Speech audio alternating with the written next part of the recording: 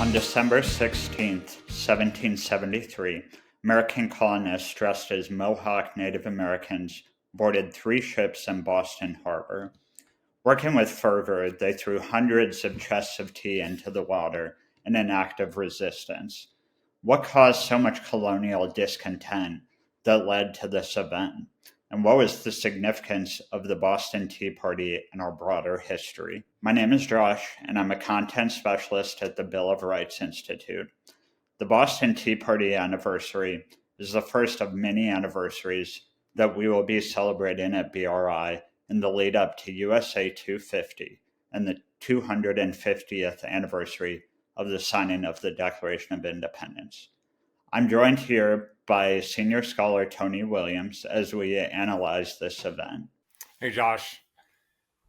Yeah, I love this conversation. We're starting off America 250's commemoration celebrations. And, I think the Boston Tea Party is just a great historical event set in the American Revolution, but it's also a time to reflect upon their principles and ideals that they were fighting for. And I think most especially, maybe what we'll talk about is the idea not only of liberty, but also of self-government, because a lot of the protest that night and in the aftermath leading to the Continental Congress is all about self-government, local self-government, congressional self-government at the national level, that American unity, all sorts of great principles and ideals to talk about. Yeah, you mentioned principles. We've got a lot of them that really sit at the heart of what it means to be an American.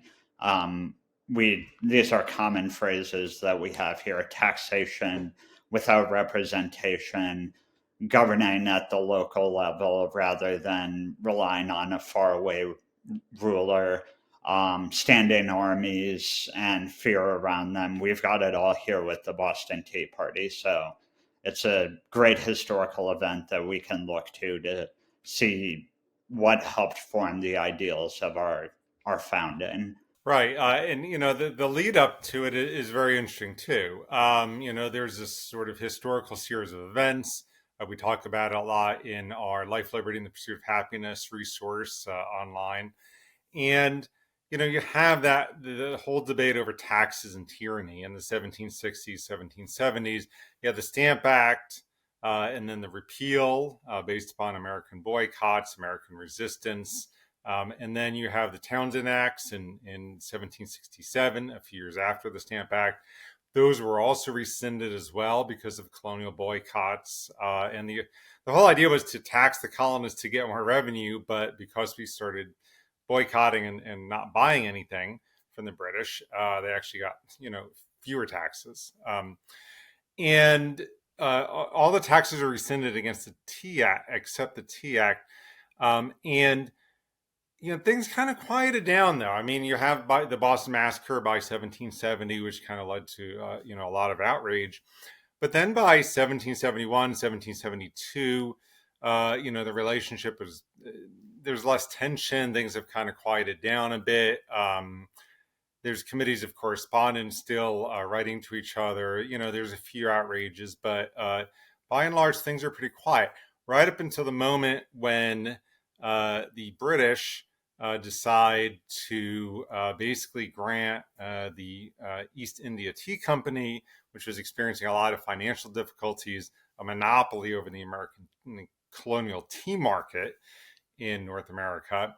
And although the prices actually drop, the Americans are angry about the 3-cent tax still. And I think George Washington said it very well, though, that it wasn't a matter of how much the tea cost or sort of a minute amount of taxation. It was really, as we said earlier, the principle of the matter, right? He says, what is it we are contending against? Is it against paying the duty of 3 cents per pound on tea because burdensome? No, it is the right only. As Englishmen, we could not be deprived of this essential and valuable part of our Constitution. And what is that valuable part of the Constitution? Well, it's no taxation without representation, right? No taxation without the consent of the governed, as you said earlier. And in the aftermath of the Stamp Act and all the backlash and boycotts, England ended up, as you mentioned, repealing a lot of those taxes, but they did keep the Tea Act as a way of kind of just holding on to that one thing and saying, we can do this if we want to. We'll back off a lot, but we can do this if we want to. And it did settle down a bit, the discontent, but ultimately that was going to boil over, especially when you have the British government essentially, propping up this failed business model that in the East India Trade Company, and that's going to really upset the colonists because they're merchants, they need to make a living, and when you have the government artificially propping up this government to the point where the tea company can, or the trade company, I'm sorry, can lower their prices so much, the American merchants can't compete with them.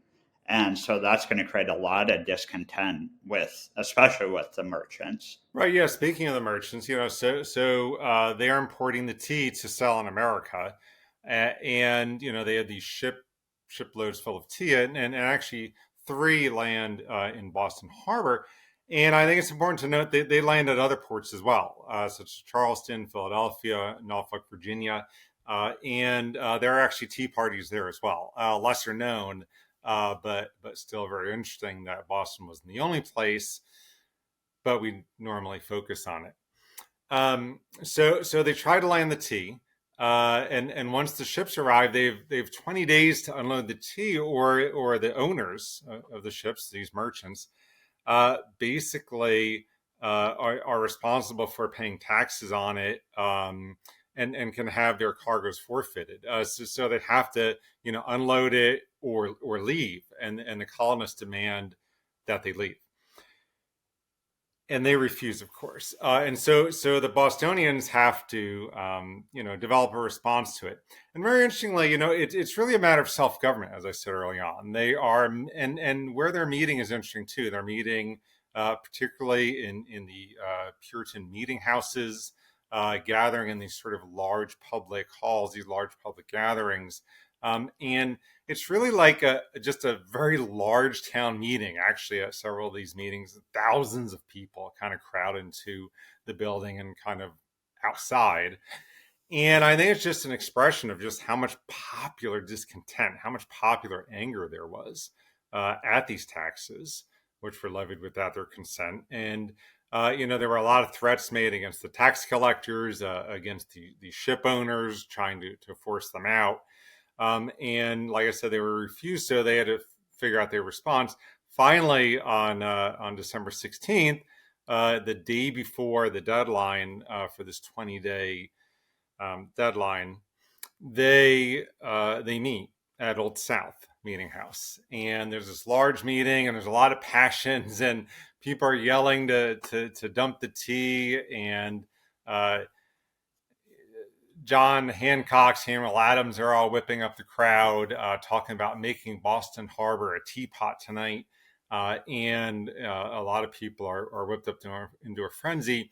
And several of the ringleaders, if you will, dress up, as you say, as Mohawk Indians, or they just simply blacken their faces so they can't be seen or identified, especially in the darkness. And they march on down to the wharf. And as you say, destroy hundreds of crates of tea. Said 90,000 pounds of tea they destroy. It's 45 tons by my reckoning. That's a fantastic amount of tea being dumped into the harbor. And this is extremely valuable property too, right? And is privately held by individuals. So they're really destroying private property. But they're on the ships, and they are very careful not to otherwise damage the ships. In fact, there's a story that they broke a padlock to the captain's door, I think it was, on one of the ships, and they actually replaced that padlock, because so they're very intent upon sending the message, which they saw as a very just message, to just dump the tea, kind of the object of their hatred, that it represented no taxation without representation. They were going to dump that into the harbor, but not otherwise. They weren't going to torch the ships or destroy them. Modern day EPA might not be too happy with that much tea going into the harbor, but um, yeah, so a huge event, obviously, as you mentioned. So just a um, massive amount of tea being thrown in the harbor. That's probably, I'd assume, partly why this one stands out among all the smaller tea parties, just the sheer amount. It's Boston. They're the problematic ones always from the point of view of the British. They've always been the difficult ones with just how strong of a resistance they've had to British centralized government and the British overreach. You mentioned they dressed up as Mohawks, and that's very very important actually. From the modern point of view, it might seem confusing. Like, why did they do that? Why didn't they just disguise themselves in some other way? It's actually really interesting and important because at that time, that was really a big identifier of being an American, essentially living in the North American continent, as opposed to being an Englishman. Is that correct? That's my understanding. Yeah, I think that just that they were a symbol of liberty and kind of people who live very very freely. So yeah, absolutely. Plus it was a good disguise. They couldn't be identified. So there's a practical side of this, but as you say, a lot of symbolism as well. Yep. So then, obviously, after the event, there's going to be a lot of reaction on both sides. You're going to have, even among the colonists, there's actually some division. Even those who oppose British rule, some are afraid that this actually might have gone too far. Did we unleash unruly passions by having Hancock and Samuel Adams give these fiery speeches? Was this a mob, or was this self governance at the heart of the whole event? John Adams, he had a lot of praise for the destruction of the tea. It was a symbol, from his point of view, of British oppression, unjust rule. But then, of course, you had more conservative colonists, for lack of a better word, who were afraid that, they might have agreed with the sentiments, but this actually might have been worse than what had than just the simple monopoly that had existed, because we're unleashing this passion, and this is actually going to make all of our issues. The British aren't going to take us seriously because they're going to think we're just a bunch of unruly, out of control people here. Yeah, yeah, and worse, right? That they would crack down on the unruliness, particularly in Boston, where they already had standing armies. They had warships in the harbor, um, and yeah, I mean there was certainly that division, as you said, conservatives, moderates, those who kind of wanted to slow down. They were very concerned about the destruction of private property, wanted the Bostonians to make restitution to the owners of the tea. They and as you said, we're concerned about kind of that mob rule and those passions and so forth. John Adams has a great quote: "The destruction of the tea is so bold, so daring, so firm, intrepid, and inflexible, and it must have so important consequences and so lasting that I can't but consider it an epica in history." Right? He started really like a great turning point in the American Revolution. I mean, he was pushing for stronger and stronger measures for a long time, and seems to have gotten it. Well, and the British response is just as swift. Okay, in the spring of 1774, they passed the Coercive Acts, which the Americans label the Intolerable Acts. Either way, they're seen as a sort of a symbol of oppression, and they included several things, and they're really important. The Boston Port Act that closed down Boston Harbor, right, until restitution for the tea was made. This is really important because it's sort of seen as as a measure of economic tyranny, right? Going along with those taxes and so forth, that they're going to stop their trade and kind of starve the Bostonians. The Massachusetts Government Act wiped out town meetings and altered the Massachusetts Charter. This seems like an act of political tyranny, right? That they're not allowed to govern themselves by their own consent. So you have economic tyranny, political tyranny, the impartial administration of Justice Act. That says that British officials accused of a capital crime like murder in the colonies are going to be tried over in Britain, right? So now they're not being tried by American juries of their peers where the crime took place, but where they can find a very favorable outcome over in Britain, right? And the idea is that they would be, that they wouldn't be indicted for the murder. So that seems to just allow kind of the murder and just kind of the crimes against the colonists without fear of punishment. And also the Quartering Act, that they could quarter troops inside colonist homes and property and so forth. Again, sort of seen as a violation of their property rights, right? Think about John Locke and so forth. So in all these measures, whether it's economic tyranny, tyranny of justice, tyranny of property, tyranny of politics, it's all kind of a widespread denial of the rights of the colonists in Massachusetts, right? And the British really believe that this is where the ringleaders were. This is what you had to shut down. And if you quieted the ringleaders, if you brought them to justice, if you had them arrested and tried, then the people would calm down. So it was really seen as sort of a couple of troublemakers, right? A couple of rabble rousers who were leading this whole thing. And the American response is just as swift to these coercive or intolerable acts. Yep, and then the long-term American response, of course, we're going to circle back around to USA 250 and the Declaration of Independence. The British reaction, the things they took, a lot of that is going to be part of the grievances of the Declaration of Independence. We've got quartering of troops, we've got shutting down of local self-governance, town meetings, etc. We've got issues just around religious liberty with the Quebec Act as well, I believe, is something that the British passed.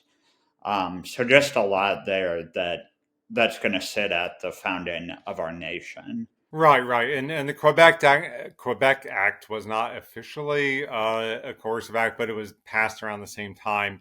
And it gave religious liberty to Catholics, which for a Protestant nation of colonists was pretty outrageous. And so they sort of feared an American bishop and the rise of Catholicism. So this seemed like religious tyranny as well. So there's all those different forms of tyranny. And the American response is greater unity, right? These coercive acts actually have the ironic outcome not intended by the British to solidify American identity, to encourage the growth of American unity, because all these colonies were very different. They had different sort of cultures, different economies, different sort of dominant religions, and so forth. They were sort of like little separate kingdoms or different just states, which were very different from each other, and there wasn't much unity, right? This unifies them.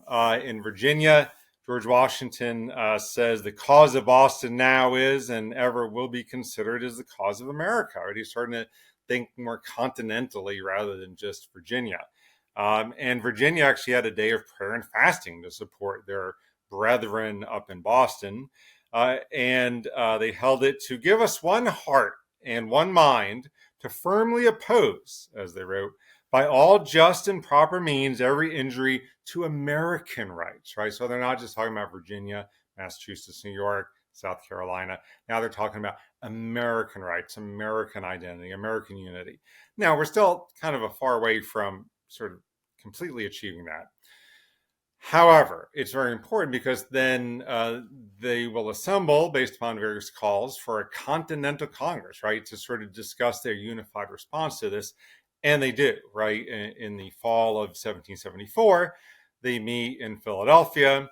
and they pass a declaration of rights and grievances. They pass sort of a unified boycott of British goods, and then decide again to meet in Philadelphia um, in the spring of 1775. And of course, we know that's the Second Continental Congress, and by that time the war will have broken out, and that'll further sort of solidify American identity and unity because we're at war, against the British. So it has really that very strong galvanizing effect. So as we talk about America 250, we look at the significance of the Tea Party to the American Revolution. We see very much how the cause of Boston and sort of this local event in Boston Harbor led to a greater examination of American identity, American unity, and a unified response against those taxes and tyranny that hadn't really existed in the decade leading up to this, with all the talk of no taxation without representation. Yeah, so the Boston Tea Party, we can see, is really a galvanizing event, really a foundational event in our history that every school kid still knows about. It's very famous. We're going to continue to look at these famous events that were at the start of the American Revolution during the lead up to USA 250 here at BRI. So be on the lookout. We're going to be coming out with a lot more lessons, playlists for all the famous events. And then, of course, it all culminates with the signing of the Declaration and all of the principles of that Declaration of liberty, equality, natural rights that sit at the heart of the American experiment. So we're looking forward to sharing all of that with our audience. Yeah, no, I am too. It should be very exciting. Looking forward to that and participating in that as an American and as a senior fellow here at BRI. And thanks for the great conversation, Josh. Yep. Thanks everyone for joining us.